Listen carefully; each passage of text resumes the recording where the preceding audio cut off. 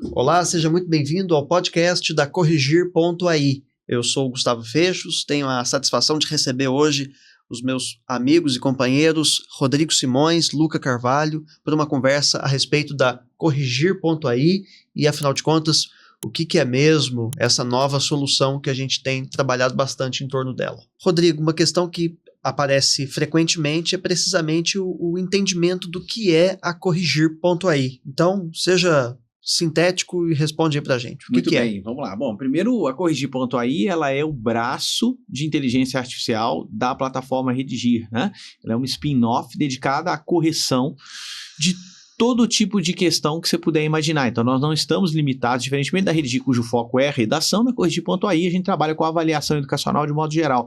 E não apenas a educação básica. Nós vamos trabalhar tanto na educação básica quanto na educação superior, mas também em outros formatos educacionais de educação livre, sejam eles quais forem, de um vestibular até um preparatório, eventualmente para concurso, ou seja lá o que for. Então, a Corrigir é isso, né? É o nosso esforço, na verdade, no desenvolvimento de uma solução, que é uma solução definitiva para avaliação educacional com inteligência artificial. Qualquer disciplina. Quaisquer disciplinas. Legal. Luca, uma questão também que nos ocorre frequentemente é o seguinte: há uma natural incredulidade neste momento da história com relação à competência da IA, ou mesmo, em particular, da nossa ferramenta, para corrigir as avaliações, né, de quaisquer disciplinas, quaisquer matérias, em qualquer formato. Então, se você pudesse desenvolver um pouco para nós como é que funciona uma correção automática e por que a gente tem essa confiança nesse resultado? Em primeiro lugar, quem está desconfiado tem que estar desconfiado mesmo, porque a IA não corrige por si só, ela não sai da fábrica corrigindo. Ela precisa de, enfim, muita metodologia e sistemas que, na verdade, vão para além da IA, né, que se utilizam da IA como um pedaço, como um motor ali, para poder concluir o arco inteiro de correção, não só do Enem, mas o Enem ele é um caso interessante porque é um edital muito rígido e, ao mesmo tempo, um edital escrito de humanos para humanos, né, com alguns, muitos, poucos. O que acontece é que a Redigir sempre fez pesquisa, sempre pesquisou inteligência artificial, sabia que isso poderia ajudar no controle de qualidade nosso interno. Bem antes de ChatGPT, a gente tinha sido convidado pela OpenAI para experimentar o GPT-3 e naquele momento a gente entendeu que existia a semente ali de algo que poderia, com muito trabalho, sangue, suor e lágrimas, ser transformado em um corretor não só de redação, mas de qualquer tipo de avaliação. Então, são anos de pesquisa e como é que a gente sabe que funciona? Milhares e milhares de testes, milhares e milhares na verdade, não, para além de testes, né, uma metodologia construída ao longo de muitos anos para a gente ir refinando essa correção até a gente chegar no ponto que a Redigir, que tem essa chancela, que tem o nome do mercado de ter a melhor correção, de falar, está na hora, agora é possível, a nossa tecnologia consegue, está na hora de a gente lançar uma nova empresa que corrige redação e não só redação, qualquer tipo de texto, qualquer tipo de atividade. Legal, acho que vale a pena aprofundar um pouquinho esse ponto aqui ao final trazido pelo Luca, Rodrigo, em relação à correção de qualquer tipo de atividade, né? A gente está muito habituado pelo nosso negócio a falar de redação propriamente, mas com este novo espaço de trabalho, a Corrigir.ai proporciona outras experiências de avaliação, né, de correção. Fala um pouco disso para nós, por favor. Ok, Gustavo, talvez seja um bom momento para a gente materializar, né? Então, o que a gente está chamando de, olha, corrige tudo? Bom, vamos pegar aqui talvez o mais simples para o mais complexo. A gente pode fazer, por exemplo, um vestibular, né? Então, uma instituição de ensino superior que queira fazer um vestibular, que pode ser uma redação, um vestibular mais simplificado, ou mesmo, né, uma prova, não teria problema de ser uma prova com itens, mas enfim, um vestibular já é um primeiro exemplo disso, né? Avaliações continuadas aí de curso, ou avaliações semestrais, é uma outra aplicação. Redação dos mais variados gêneros textuais, e isso pode ser também aplicado, por exemplo, à educação básica, tá? Trabalhos acadêmicos, que é uma outra vertical, essa é uma vertical que costuma gerar, não incredulidade, mas espanto, né? Quando as pessoas descobrem, olha, mas um TCC, um trabalho acadêmico, é possível corrigir, mesmo que ele seja mais subjetivo, olha, não há problema nenhum em relação à subjetividade em matéria de critérios de correção. Pelo contrário, né? Essa é até uma dimensão na qual a inteligência artificial consegue lidar e muito bem, eventualmente até em determinadas situações muito melhor do que o ser humano. Então eu diria que, tentando materializar, né, são, né, esses os principais espaços onde a gente já tem atuado e, né, instituições já têm se valido das soluções da Corrigir.ai. Legal, Rodrigo. Eu vou aproveitar o gancho para voltar uma questão aqui para o Luca sobre essa possibilidade de corrigir questões mais subjetivas. Quando a gente fala de um TCC, por exemplo, a gente está falando de algumas dezenas de páginas, potencialmente, e a gente também as absorve. Tem uma questão, Luca, de novo, dentro da perspectiva das incredulidades, que são naturais nesse momento, que é sobre competências mais interpretativas, né? Como se a IA eventualmente fosse dar conta de corrigir gramática, que é uma dimensão superficial do texto, mas não necessariamente as dimensões mais semânticas, né? Fala um pouco para nós sobre como que é o trabalho, na verdade, de calibragem, né, para que a gente consiga lidar com competências que são mais gramaticais ou mais interpretativas. Perfeito. Na verdade, o legal, a gente fala inteligência artificial, virou um grande guarda-chuva, um termo guarda-chuva, mas o que foi inventado, no final das contas, foi um grande algoritmo que aproxima qualquer tipo de função. Então, se a gente consegue apresentar aquele dado estruturado, o algoritmo consegue aprender. Por isso que consegue gerar música, identificar música, imagem, vídeo, texto, e, inclusive, fazer o que chamam de style transfer, né? De você pegar o estilo de determinada imagem e falar, agora faça essa foto estilo Van Gogh. Como que ele consegue entender o que é Van Gogh? Bem, ele transformou, ele tokenizou na cabeça dele todas aquelas características, né? Ele criou um mapa mental ali multidimensional do que tem o sabor de Van Gogh para ele. E isso vale para todo tipo de dado, inclusive texto, inclusive estilos de texto, inclusive interpretações de algo que está nas entrelinhas. Então, a capacidade de fazer essa interpretação, ela sai de fábrica da inteligência artificial. O que cabe a gente é entender o edital e parametrizar, dizer como que ele tem que usar aquela capacidade em determinado momento e como que aquilo lá se traduz eventualmente numa nota, no feedback para o aluno, no feedback para o professor, enfim, na tarefa que foi colocada para ela naquele momento dentro do nosso sistema.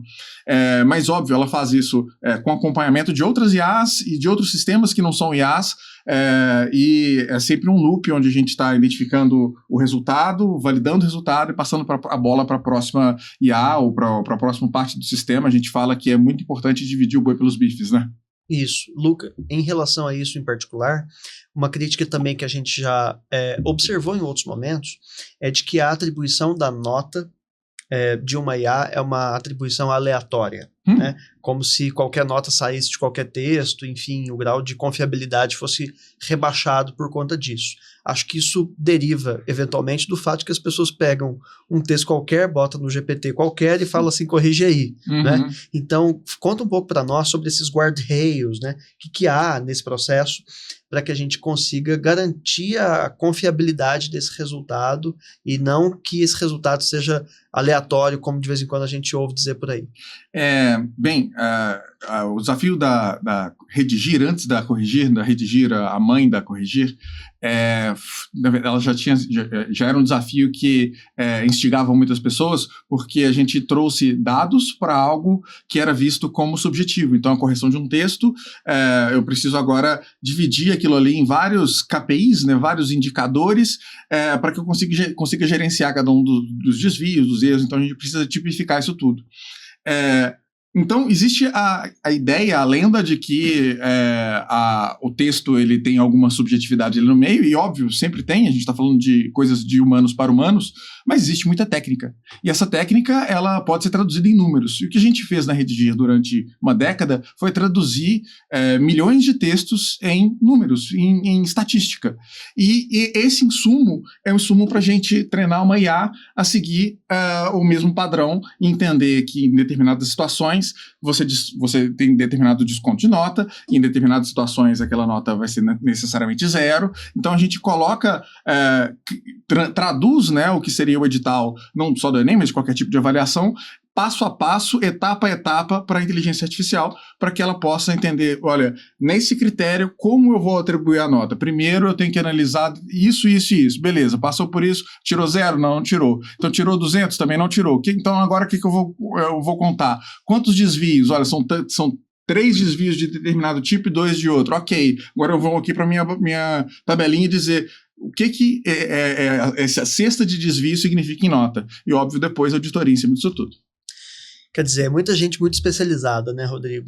Embarcada num projeto tão legal e já com resultados que a gente os acompanha diariamente, que são muito surpreendentes mesmo.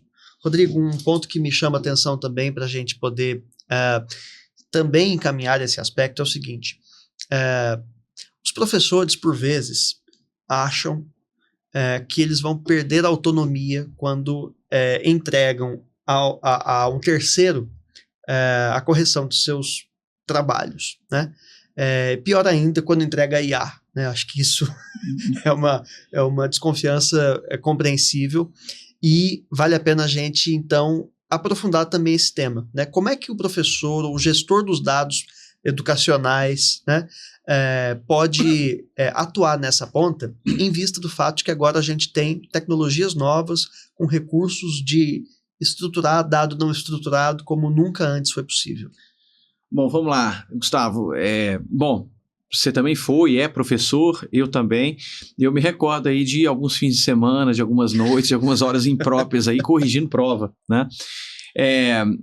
No entanto, pode ser que em determinadas situações eu estava corrigindo algo que eu achava que tinha que corrigir mesmo e enfim, tinha que ser feito como está. Isso se mantém, né? A gente, na verdade, não precisa obrigar o professor a não corrigir, mas ao mesmo tempo também a gente agora pode desobrigá-lo de ter que corrigir independentemente do cenário que ele tenha. 200 alunos, 200 TCCs para corrigir, você imagina, né? Eu acho que caricaturei um pouco, mas passa por aí. Acho que mais importante do que o ato em si de corrigir, porque muitas vezes se torna mecânico, sobretudo quando você faz, né, em horário indevido, em volume indevido, né? Então, muito mais do que o ato de corrigir, o que importa é o insumo da correção. Por trás do termo correção está, em algum grau, uma dimensão de avaliação.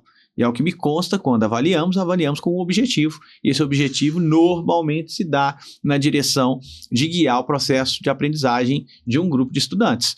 Então, esse insumo, né, ele no caso da Corrigir, inclusive é interessante porque esse insumo ele é gerado por um avaliador digital, né? Esse é o termo que a gente dá, né, para a inteligência artificial que corrige. Esse avaliador digital ele é configurável.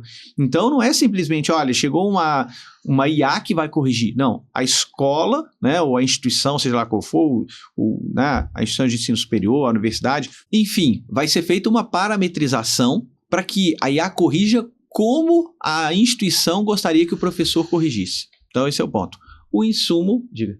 Não, eu gostaria só de complementar, porque a gente já vem há alguns anos, né, aplicando inteligência artificial em uma série de empresas, uma série de escolas, e esse desconforto inicial, ele rapidamente desaparece, porque, diferentemente de um professor que, ele vai estar corrigindo talvez em horas indevidas, talvez em volume indevido, a partir do momento que você tem a correção, você tem ali a correção. Ok, é o final. Agora, com um sistema como o da Corrigir, você tem uma memória de cálculo, vamos colocar assim, você tem uma auditoria de cada momento, cada decisão, e essas decisões elas são sempre muito coerentes. Então, é muito fácil você pegar confiança na ferramenta, porque você consegue ler o estado de espírito da ferramenta em cada uma das decisões que levou até a nota final. Então, essa rastreabilidade, ela dá muito conforto para quem está lá na ponta trabalhando. Inclusive permitindo, para eu fechar aqui a resposta, né? Inclusive permitindo, na verdade, um processo mais racionalizado de revisão, que também pode ser feito por inteligência artificial, né? E, por fim, permitindo abastecer, na verdade, uma dashboard, um sistema, quer dizer, aí pensando do ponto de vista da gestão escolar, né, a gente possibilita, né, enfim, o serviço é prestado de modo a que, né, muitas vezes o próprio sistema já existente da instituição, ele passa a se valer desses dados, né, não necessariamente tendo que funcionar como sistema adjacente, que seria o sistema da Corrigir. Então, é uma busca de otimização também do insumo, né, para que ele possa, de modo mais palpável, fazer parte das tomadas de decisão ali de professores, coordenadores, gestores, de modo geral. Legal. Quando você fala dessas qualidades, né, Rodrigo, da aplicação dessa ferramenta, me ocorrem algumas questões importantes também, que são a de padronização e de escala e de qualidade, né? Eu acho que a gente também está atuando nesses lugares que são dores de quaisquer instituições de ensino, né? Então, assim, a gente está aqui falando da perspectiva, digamos assim, em primeira pessoa do professor, né? Mas se a gente também, né, olhar para a figura da direção, né, da coordenação, ou mesmo em rede, como é que alguém olha para 11 unidades escolares, não é verdade? Essa dimensão da padronização de processos, da padronização avaliativa, a escala e a qualidade garantidas com este tipo de aplicação, me parece que é importante também dimensionar essas perspectivas, certo, Luca? Algo que a gente muitas vezes esquece é que as limitações que nós temos, que pra gente, bem, elas são naturais, porque o mundo sempre foi assim, elas limitam o tipo de avaliação que a gente pode colocar para os alunos, ou o tipo de prova, o tipo de avaliação que a gente pode levar para dentro da instituição. Então, não me interessa uma avaliação que ela seja, até ontem, né, não me interessava uma avaliação que fosse complicada demais, que eu levasse 6 meses para corrigir de cada aluno, porque eu não vou conseguir corrigir, então para que eu fiz?